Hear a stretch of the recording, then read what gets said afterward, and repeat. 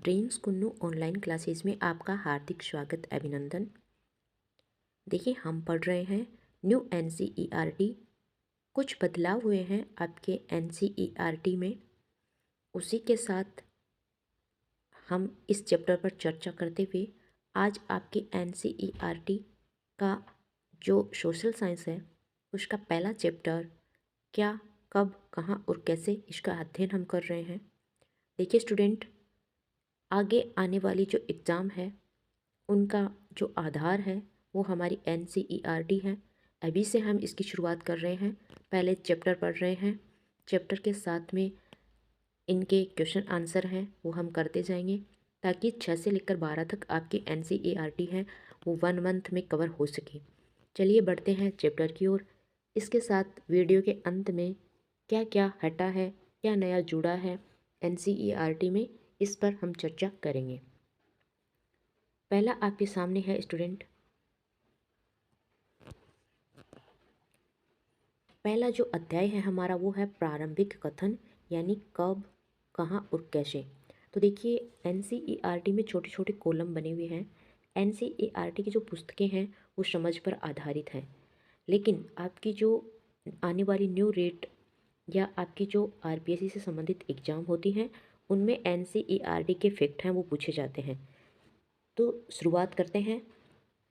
रसीदा का सवाल। रसीदा बैठी अखबार पढ़ रही थी। अचानक उसकी निगाह एक सुर्खी पर पड़ी। 100 साल पहले। वह सोचने लगी कि यह कोई कैसे जान सकता है कि इतने वर्षों पहले क्या हुआ था। रशीदा है वो सोच रही है कि 100 साल पहले यानी इतने साल या इतने वर्षों पहले क्या हुआ था, ये कोई कैसे जान सकता है।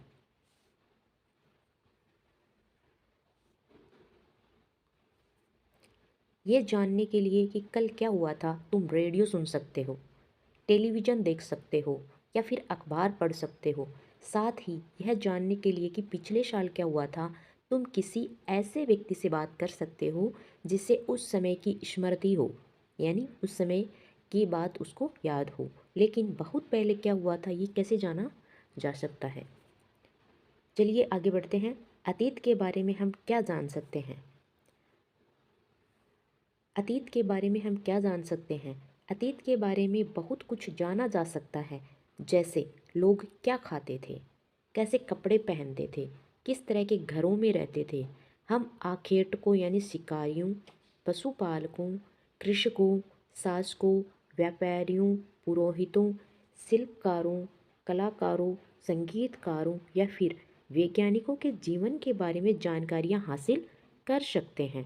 यही नहीं, हम ये भी पता कर सकते हैं कि उस समय बच्चे कौन से खेल खेलते थे, कौन सी कहानियाँ सुना करते थे, कौन से नाटक देखा करते थे या फिर कौन कौन से गीत गाते थे। अतीत के बारे में हम सब जान सकते हैं, यानी इस चैप्टर में हमें हमारे अतीत के बारे में बताया गया है। लोग कहाँ रहते थे। तो देखिए मानचित्र जो पृष्ठ 2 पर दिया गया है उसमें नर्मदा नदी का पता लगाऊं, यानी मानचित्र दिया गया है पृष्ठ 2 पर और उसमें नर्मदा नदी है वो दी गई है, उसका पता हमें लगाना है और उसका पता हमें क्यों लगाना है उसकी डिटेल हमें यहाँ दी गई है। कई लाख वर्ष पहले से लोग इस नदी के तट पर रह रहे हैं। कौन सी नदी पे? नर्मदा नदी पे। यहाँ रहने वाले आरंभिक लोगों में से कुछ कुशल क्या हैं? संग्राहक थे, जो आसपास के जंगलों की विशाल संपदा से क्या थे? परिचित। अपने भोजन के लिए वे जड़, फलों तथा जंगल के अन्य उत्पादकों का यहीं से क्या करते थे? संग्रह किया करते थे। जानवरों का आखेट यानी शिकार करते थे।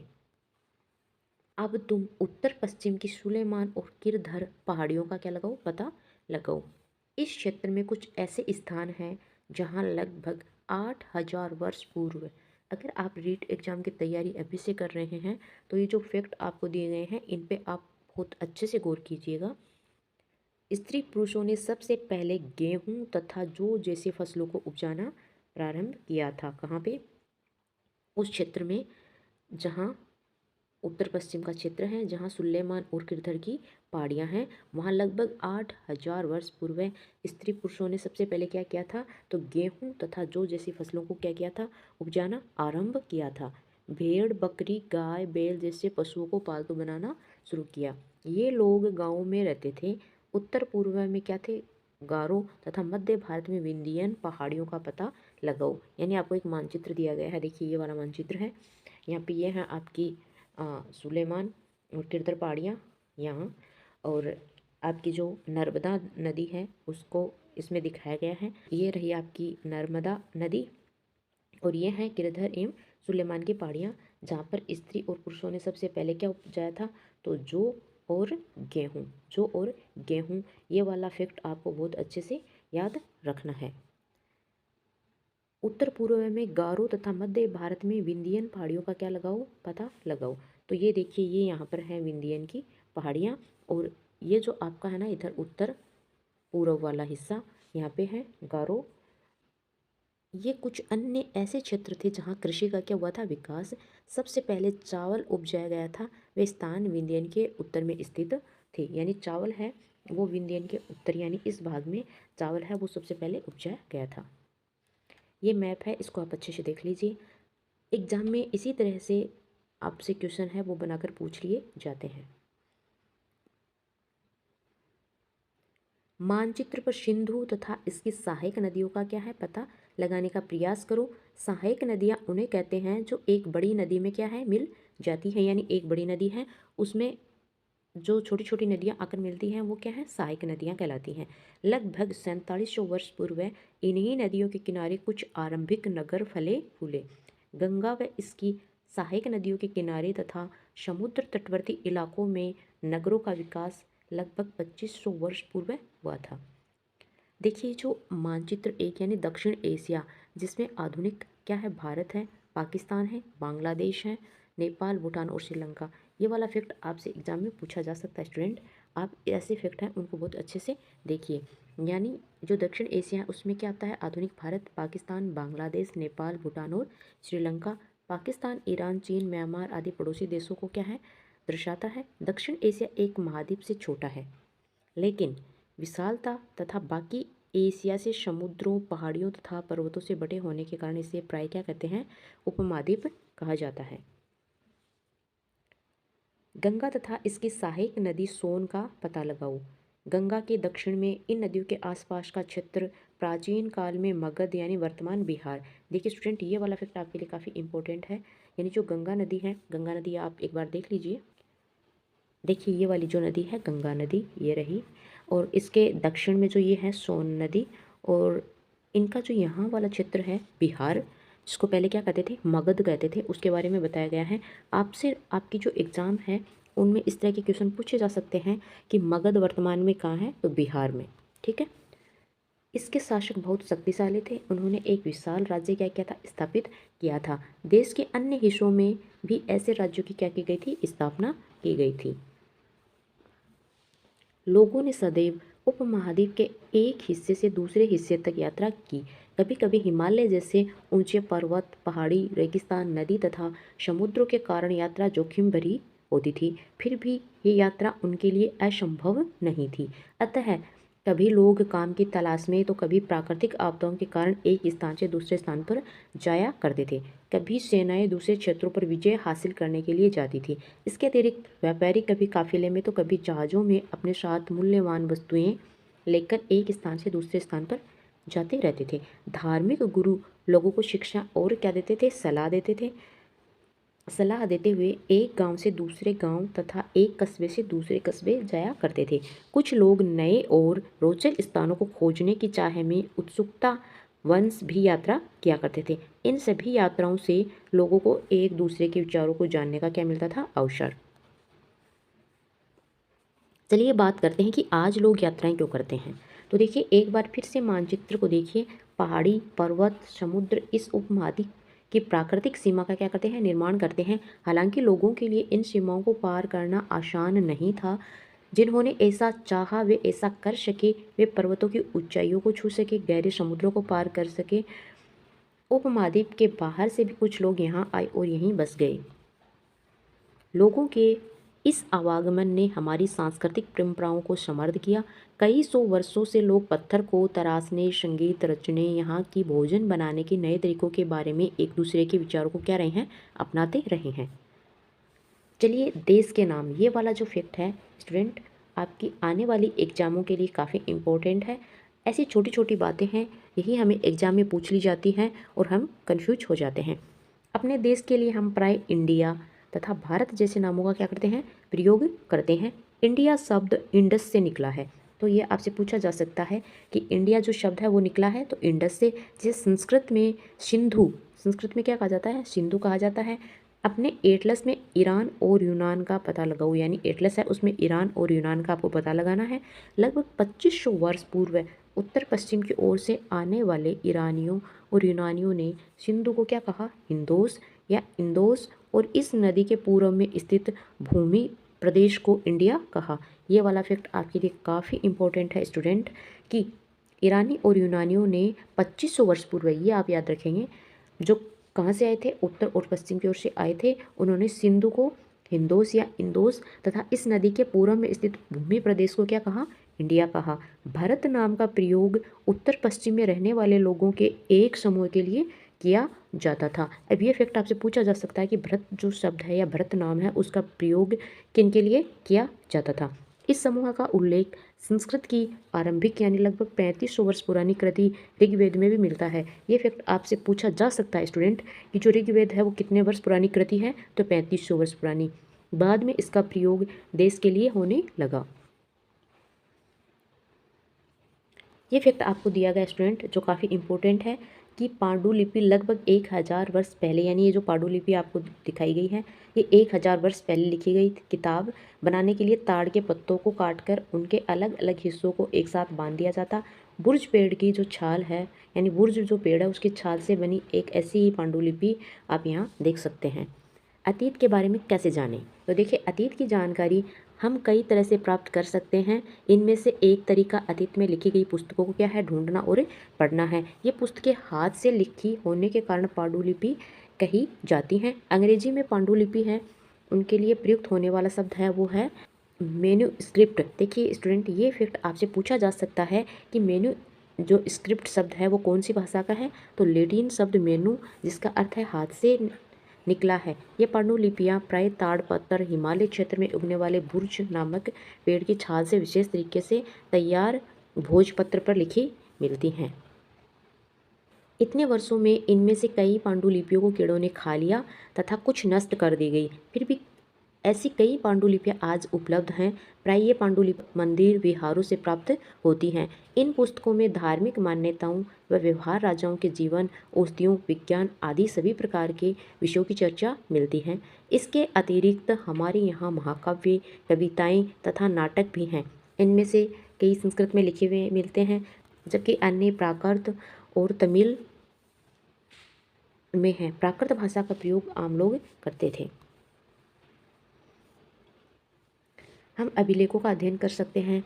ऐसे लेख पत्थर अथवा धातु जैसे कठोर सतह पर उत्कीर्ण किए मिलते हैं। कभी कभी शासक तथा अन्य लोग अपने आदेशों को इस तरह उत्कीर्ण करवाते थे ताकि लोग उन्हें देख सके, पढ़ सके, उनका पालन कर सके। यानी जो अभिलेख हैं वो पत्थर अथवा जो धातु जैसी कठोर सतह है उस पर खुदवाए जाते थे, काफ़ी समय तक रहें और उनके जो आदेश हैं उनको आम लोग हैं वो भी पढ़ सकें। कुछ अन्य प्रकार के अभिलेख भी मिलते हैं जिनमें राजाओं तथा रानियों सहित अन्य स्त्री पुरुषों ने अपने कार्यों के विवरण का उत्कीर्ण करवाया है। उदाहरण के लिए प्राय शासक लड़ाइयों में अर्जित विजयों का लेखा जोखा रखा करते थे। देखिए आपको अध्याय 7 के बारे में बताया गया है। हम किस लिपि का प्रयोग करते हैं। लिपि अक्षर अथवा संकेतों से बनी होती हैं। जब हम कुछ बोलते हैं, पढ़ते हैं, तब हम एक भाषा का प्रयोग करते हैं। यह अभिलेख इस क्षेत्र में प्रयुक्त होने वाली यूनानी तथा एरेमाइक नामक दो विभिन्न लिपियों तथा भाषाओं में है। ये आपको दिया गया है फैक्ट। चलिए, क्या तुम बता सकती हो कि कठोर सतह पर लेख लिखवाने के लिए क्या क्या लाभ थे। इसके अतिरिक्त अन्य कई वस्तुएं अतीत में बनी और प्रयोग में लाई जाती थी। ऐसी वस्तुओं का अध्ययन करने वाला व्यक्ति है वो पुरातत्वविद कहलाता है। पुरातत्वविद पत्थर और ईंट से बनी इमारतों के अवशेष, चित्र तथा मूर्तियों, यानी देखिए ये जो खुदाई में मिले हैं उनका चित्र दिया गया है। यानी इस तरह के जो मृद भांड मिलते थे, इस तरह की जो मूर्तियाँ खंडित हैं, सिक्के हैं वो मिलते थे। तो बाएं प्राचीन नगर से प्राप्त पात्र, ठीक है, इस तरह के पात्रों का प्रयोग 4700 वर्ष पूर्व होता था। दाएं एक पुराना चांदी का सिक्का है और इस तरह के सिक्कों का प्रयोग है वो 2500 वर्ष पूर्व होता था। हमारे आज प्रयोग में आने वाले सिक्कों से ये कैसे हैं, भिन्न हैं, का अध्ययन करते हैं। वे औजार, हथियार, बर्तन, आभूषण तथा सिक्कों की प्राप्ति के लिए छानबीन तथा खुदाई भी करते हैं। इनमें से कुछ वस्तुएं पत्थर, पक्की मिट्टी, कुछ धातु की बनी हो सकती हैं। ऐसे तत्व कठोर तथा जल्दी नष्ट न होने वाले होते हैं। पुरातत्वविद जानवर, चिड़ियों तथा मछलियों की हड्डियां ढूंढते हैं। इससे यह जानने में भी मदद मिलती है कि अतीत में लोग क्या खाते थे। वनस्पतियों के अवशेष बहुत मुश्किल से बच पाते हैं। यदि अन्न के दाने अथवा लकड़ी के टुकड़े जल जाते हैं तो वे जले हुए रूप में बचे रहते हैं।